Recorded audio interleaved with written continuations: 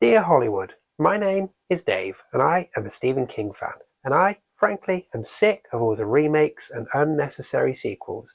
There are a bunch of previously untouched Stephen King stories that you should be adapting, and in fact, I've made a little video of them for you right here and now, so you can just go away and work on them.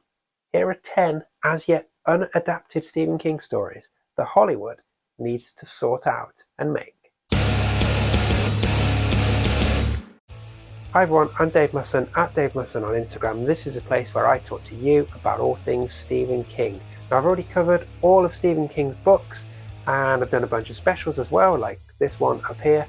And this year, my focus is shifting to the movies. And in this video, I'm going to go through 10 stories that haven't yet been made into movies, but that should be, instead of any more silly sequels and unnecessary remakes. So do stick around for that. It's going to be spoiler free, and let me know which ones you think should also be made that haven't yet been touched. Now, before we get into my 10, a couple of bits of plugging for you.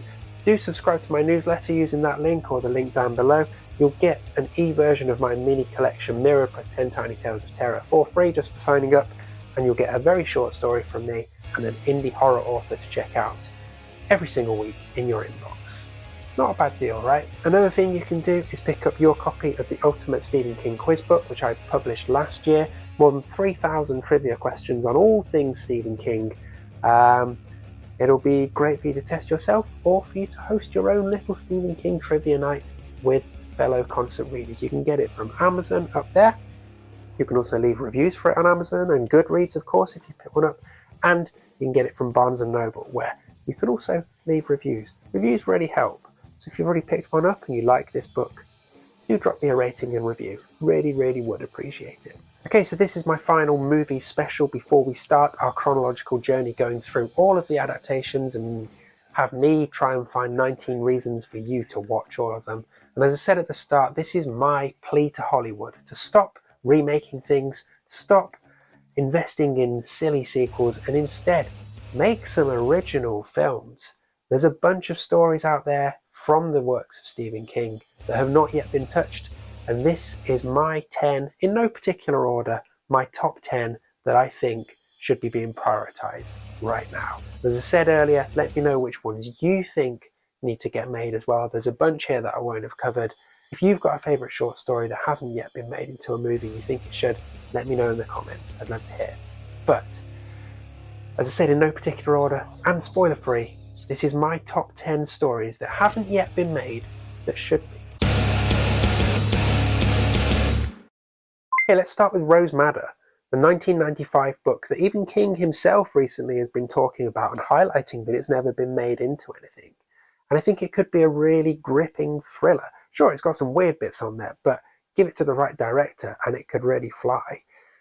You've got the sort of cat and mouse chase elements of this, which I think could be really, really powerful. Then you've got the supernatural stuff, which I think could offer it an interesting twist.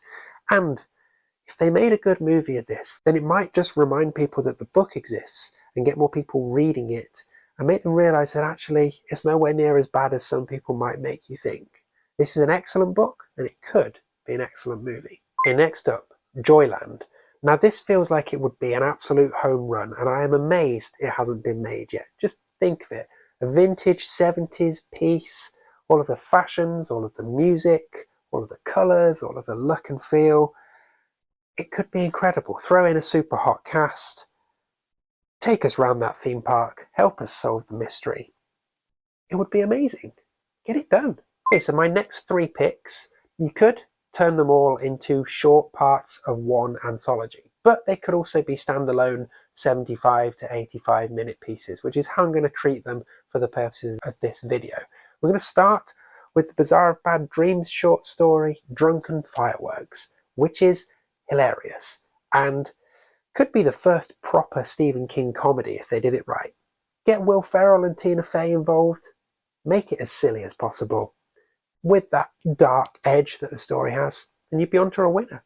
So next up, from Nightmares and Dreamscapes, it's Rainy Season. Now this would be a very silly monster movie. It would be campy to the max, and frankly if it got made, it would live or die by its effects. But In a year when we're getting Cocaine Bear, I mean, let's have rainy season. So another short story, this time from Just After Sunset, and that is A Very Tight Place. Now, this could be done on a really small budget. It's like 2 characters, 1 location. The beauty of this story is the claustrophobia and the gross out nature of all the, well, fecal matter in there.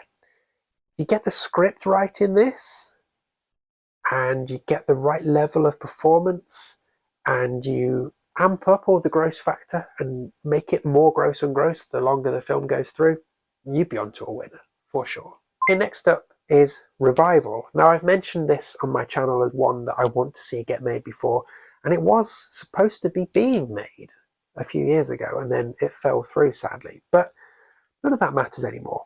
We've still got a chance now. Just give it to Ari Aster and let him ruin us with it. So next up, The Girl Who Loved Tom Gordon. This is another one that has supposedly been in the works, but we've not really heard anything of. And again, it's one I'm surprised hasn't happened yet. It would be a brilliant piece of YA fodder. A strong, young female lead trying to survive out in the woods, throw in some weird, supernatural, scary shit. Could be a really gripping piece of survival horror. And hot take incoming. But if you swap the sport out for something less shit than baseball and better known around the world and better understood, and swapped in a better known sports person than Tom Gordon, then you could really get some buy-in for this. I'm not saying The Girl Who Loved David Beckham, that would be silly, but along those lines. Better sport, better celeb, get it done. So next on my list is Do McKee. Now this is another underrated book that deserves a really thoughtful and caring adaptation of it. But this could be incredible. There's so much good stuff in here. The grisliness of the accident, the weirdness of all the paintings, the different locations, the drama, the relationships, the friendships. There's a lot going on. And actually maybe it would be a great mini-series. Give it room to breathe. And, you know, Mike Flanagan's got that Amazon deal. I would not mind seeing him get his hands on this one bit, whether it's a movie or as a series. I think a series would be better, but I'd take either right now. Just do something with this book, because it's a masterpiece and it deserves to be made. So next up, I'm picking another short story, and it's one from Everything's Eventual called All That You Love Will Be Carried Away. And for me, this feels like a brilliant opportunity for a young filmmaker to really make their mark. So sure, this would need padding out to turn into a feature-length film, but there's enough in the story for a creative person behind the camera to use those as jumping points and throw in some flashbacks, build the character, ramp up the drama and the just sadness that pervades this story. It could be really, really gripping in a kind of low-key depressing way. But it could be really excellent. Like I say, for a young director trying to make a name for themselves, I mean, it's the potential to be a terrific shout. So lastly, I'm going to pick The Breathing Method, the only story as yet to be adapted from different seasons. Now, granted, it probably, no matter how good an adaptation it was, it probably wouldn't hit the heights of Shawshank or Stand By Me. But think of it as a potential for a spooky Christmas movie. The story is set at Christmas after all. Now you're talking. I mean, the best Christmas movies are a bit scary anyway, and The Breathing Method could be really, really good. And because it's told through the mechanism of the club, much as I'm against unnecessary sequels, this could set up a franchise that could open up plenty of opportunities to explore even more previously unadapted Stephen King stories for the next 10 years. Imagine that. Every Christmas for the next 10 years, we go back to the club. We start with The Breathing Method, and then we dip into some of those other spooky stories. I mean, I'm already sold as a new holiday tradition. Let's have it. So those are 10 picks from me of stories that haven't been made into movies or series yet that I think should be. Let me know which ones you think should also be made from the works of Stephen King that haven't been touched yet. And let's build a really comprehensive list that we can just post to Hollywood and say, get these made. I don't even know how that happens. Do we just print them off, put it in an envelope, Hollywood, California? Let's see what happens. Anyway, you can subscribe to my channel if you don't want to miss any future ones. And of course, from next time onwards, we're going to start our chronological walk through the movies and adaptations of Stephen King's works. So we're starting with some good ones, but pretty quickly we'll get to some interesting ones. So I guess we'll just have to see how that pans out. Don't forget to subscribe. Come and say hi on Instagram. I'm at Dave Musson. Watch this random special up here. I don't even know which one it's going to be yet, but you might like it. Subscribe to the newsletter. Pick up the quiz book. Yeah, I think that's everything. See you soon.